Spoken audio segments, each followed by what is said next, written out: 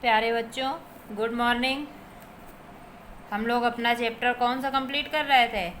Angles and lines and angles. ठीक है, तो हम लोग काफ़ी कुछ कल देखे थे कि रेखाखंड, किरण, कुछ एंगल के बारे में, कोण के बारे में भी देखे थे। ठीक है, उसी को आगे अपना कंटिन्यूअस करते हैं। ठीक, तो कल आपका कहाँ तक हुआ था? आसन्न कोण। कोण के प्रकार जो चल रहे थे उनमें हम लोगों ने प्रतिवर्ती कोण तो देख लिया ही था, लेकिन उसके आगे थोड़े से और पूरक कोण। पूरक का मतलब क्या था कि अगर दो कोणों का योगफल 90 डिग्री हो जाए तो पूरक कोण कहते हैं। समपूरक कोण, जिन दो कोणों का योगफल 180 डिग्री हो जाए उसे समपूरक कोण। आसन्न कोण। ठीक है, चलिए आज देखते हैं, उसी को कंटिन्यूअस करते हैं।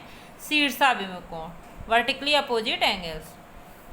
ठीक, जब दो लाइन, देखिए दो लाइन आपस में कहीं ना कहीं काटती हैं, प्रतिच्छेद करती हैं, कर रही हैं कहीं नहीं कर रही हैं, ओ पॉइंट पे एक ए बी हो गई, एक सी डी रेखा हो गई, दो एक बिंदु ओ पर प्रतिच्छेद कर रहे, तो जो आमने सामने कोण बनते हैं वो हमारे शीर्षाभिमुख कोण कहलाते हैं। देखिए इसमें कौन सा कोण बन रहा है? ये बी ओ डी, कोण बी ओ डी किसके बराबर हो जाएगा?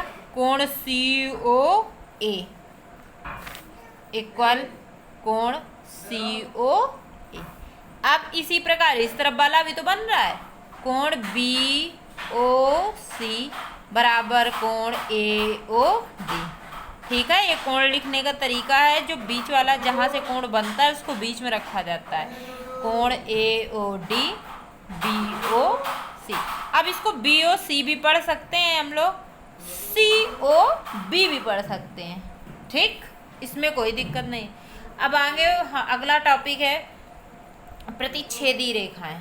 प्रतिच्छेदी जो आपस में कहीं ना कहीं मिले, ऐसे भी मिल सकती हैं। ये जो हमने डायग्राम बनाया था ये भी प्रतिच्छेदी हो गया किसी पॉइंट पर, ऐसे भी जा रही हैं, इनके मिलने के कहीं आगे चांस हैं, मिल गई। देखिए यहाँ पे ये भी हमारा क्या हो जाएगा? प्रतिच्छेदी हो जाएगा। ठीक, अप्रतिच्छेदी रेखाएं।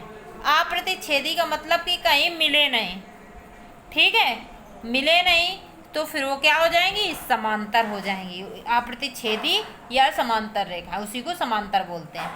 इनके क्या होता है, ये रेखाएं चाहे जितनी दूर चाहे जितनी लंबाई खींची जाए, लेकिन प्रत्येक पॉइंट, प्रत्येक जगह इनके बीच की दूरी इक्वल होती है, समान होती है। ये आपस में कहीं नहीं मिलती। इन रेखाओं को क्या बोलते हैं? समांतर रेखाएं। ठीक है, अगर समांतर रेखाएं पूछी जाए तो क्या बताएंगे? दो रेखाएं, किसी तल पर दो रेखाएं जो आपस में कहीं नहीं मिलती, उनके बीच की दूरी प्रत्येक जगह समान होती है, वो हमारी समांतर रेखाएं होती हैं। ठीक है, अगला तिर्यक रेखा, ट्रांसवर्सल लाइन, समांतर का पैरेलल। समांतर को क्या बोलते हैं? Parallel lines. ठीक है, तिर्यक रेखा।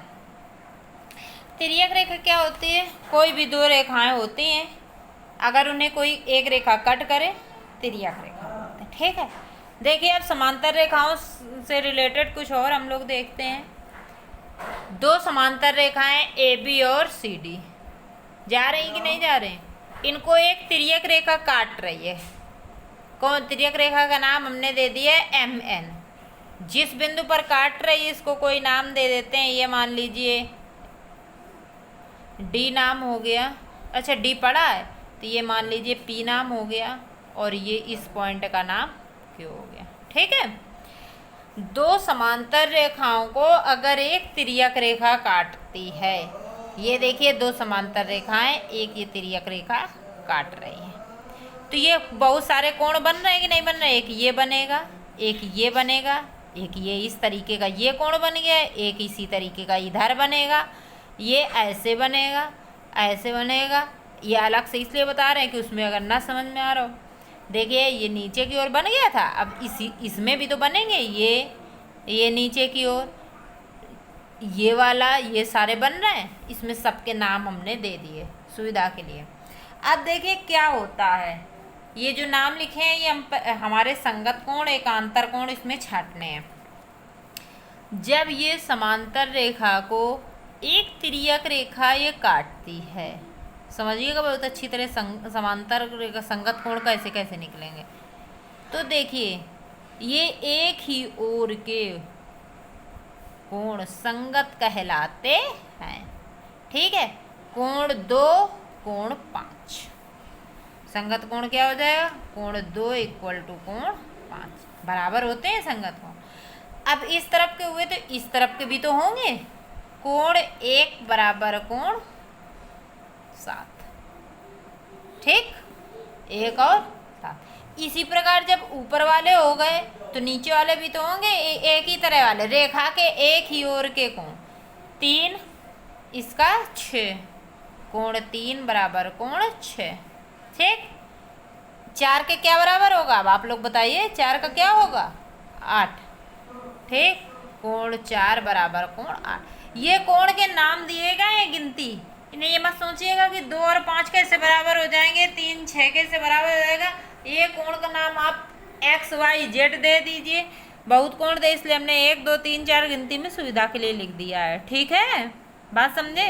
कोण का ये नाम है, नाम, गिनती का मतलब ये नाम है। इस जगह गिनती हमें कि ये 1 है, ये 7 है, ये कैसे बराबर होगा, इससे कोई मतलब नहीं है। 7 इसका नाम है इस कोण का।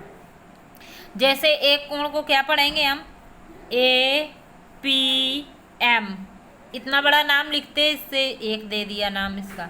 2 कोण को क्या पढ़ते हम लोग, MPQ, तो छोटा क्या लिख दिया, 2 लिख दिया। बात समझ में आ गई। संगत कोण, जब कोई तिर्यक रेखा काटती है समांतर रेखा को, 2 समांतर रेखाओं को, तो जो तिर्यक रेखा जब काटती है तो समांतर रेखाओं के एक ही, देखिए 2 और 5, 3 और 6, 1 और 7, 4 और 8, ये क्या बन रहा है, संगत कोण। अब देखिए दूसरा एकांतर कोण। एकांतर कोण क्या होता है, जब ये तिर्यक रेखा काट रही है 2 समांतर रेखाओं, ठीक है, तो उस जो ये तिर्यक रेखा काटती है उसका अपोजिट देखिए, जिस जगह काटती है उसका, ये अगर गया तो इसका अपोजिट क्रॉस में ये गया, हाँ, तो क्या हो जाएगा, देखिए 3 का 7, कोण 3 बराबर कोण 7, तो क्या बन जाएगा, एकांतर कोण। कोण 5 का क्या बनेगा, 5 का 4, कोण 5 बराबर कोण 4, ठीक। ये क्या कहलाएंगे, हमारे एकांतर कोण। एकांतर कोण भी आपस में बराबर होते हैं, इसीलिए हमने बराबर का ये निशान लगा दिया है, ठीक है। एकांतर कोण आपके कहलाए। अब एक चीज, समांतर रेखा का एक और गुण होता है, समांतर रेखा को अगर एक तिर्यक रेखा काटती है तो एक ही ओर के अंतः कोणों का योगफल 180 होता है।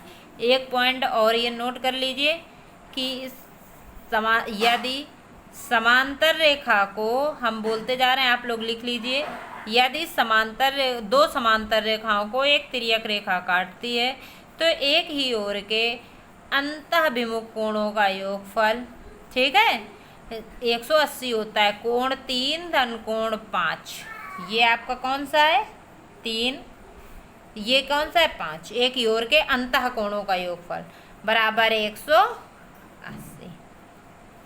अगर इसमें आएंगे इस तरफ में तो कोण 4 धन कोण 7, कोण 4 धन कोण 7, इसका योगफल क्या हो जाएगा, 180, ठीक है। यदि 2 समांतर रेखाओं को एक तिर्यक रेखा काटती है तो एक ही ओर के अंतः कोणों का योगफल 180। पूरी लाइन आप कंटिन्यूअस कर लीजिएगा, लिख लीजिएगा।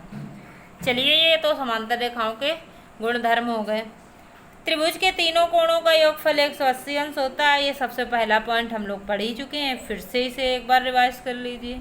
3 कोण ABC, तीनों अंतर कोणों का योगफल, तीनों अंतः कोणों का योगफल क्या हो जाएगा, 180, ठीक।